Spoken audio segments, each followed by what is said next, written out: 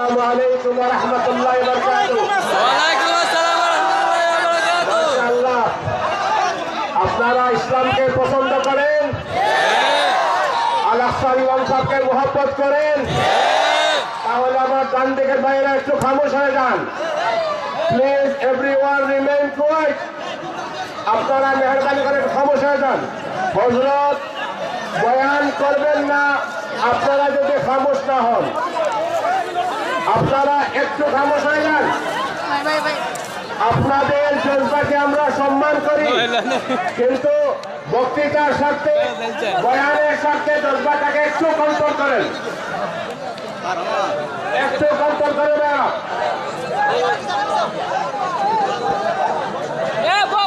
Camera কুমারাও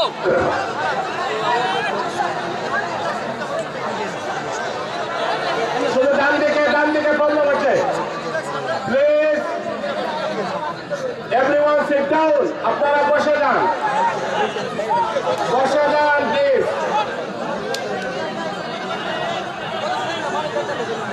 ওকে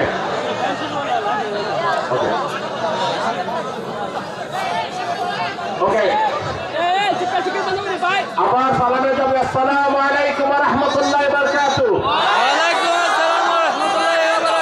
আজকের এই বিশাল মাহফিল, আজকের এই মাহফিল প্রমাণ দিচ্ছে এই দেশের মানুষরা ইসলামকে পছন্দ করে।